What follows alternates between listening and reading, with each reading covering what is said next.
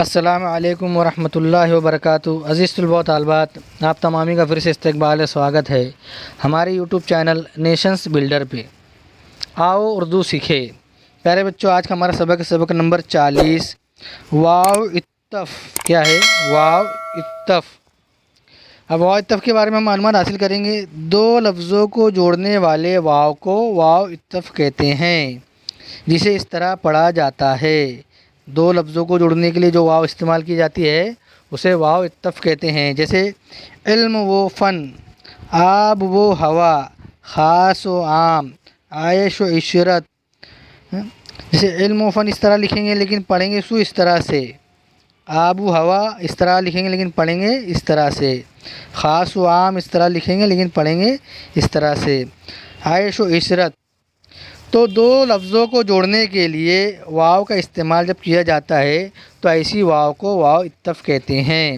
اب نیچے بہت سارے مثال کے طور پر الفاظ دیے ہوئے ہیں: تر و تازہ، باغ و بہار، صاف و شفاف، امن و امان، امیر و غریب، مشرق و مغرب، رنج و غم، عجیب و غریب، فکر و عمل، ظلم و ستم، عشق و محبت، حلال و حرام، لیل و نہار، نام و نمود، ذوق و شوق، عرش و فرش، ادب و احترام، تخت و تاج، رحم و کرم، عام و خاص۔ تو یہاں پر واو اتف کی بہت ساری مثالیں یہاں پر دی ہوئی ہے، ہم نے اس کو دیکھا۔ صرف پیارے بچوں، ہم کو صرف دیکھنا نہیں ہے، ہر لفظ کو پڑھنا بھی ہے، اس کو خشکت اپنی بیاض میں تحریر بھی کرنا ہے۔ ہر لفظ کو بار بار کئی مرتبہ لکھنا ہے تاکہ ہماری لکھنے کی مشق بھی ہو، پڑھنے کی مشق بھی ہو، ہماری خشکت بھی، رائٹنگ بھی خشکت ہو، اس پر بھی دھیان دینا ہے۔ اب نیچے دیا ہوا ہے زیر اضافت۔ اب زیر اضافت کسے کہتے ہیں؟ دو الفاظ کو جوڑنے کے لیے جو زیر لگائی جاتی ہے، دو الفاظ کو جوڑنے کے لیے جو زیر لگائی جاتی ہے اسے کیا کہتے ہیں؟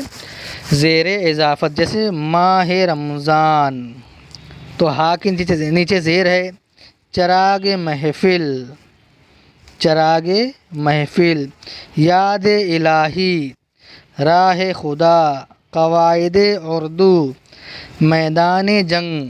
اکثر اس زیر کا مطلب جو ہوتا ہے کا ہوتا ہے۔ کیا ہوتا ہے؟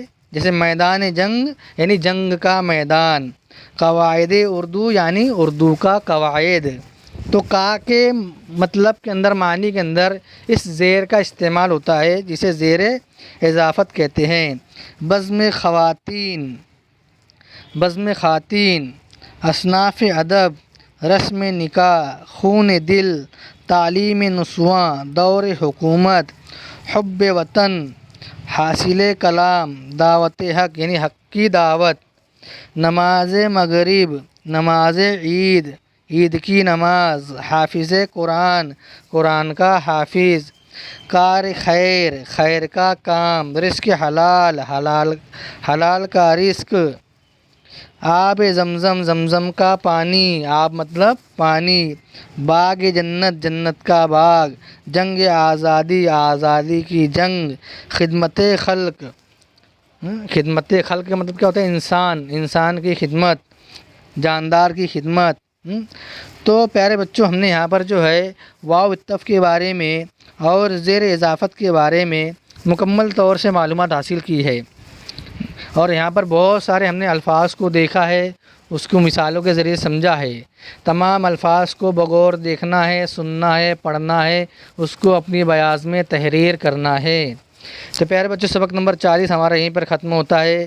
نئی ویڈیو کے ساتھ میں آپ کی خدمت میں حاضر ہوں گے۔ جب تک کے لیے اللہ حافظ۔ السلام علیکم ورحمۃ اللہ وبرکاتہ۔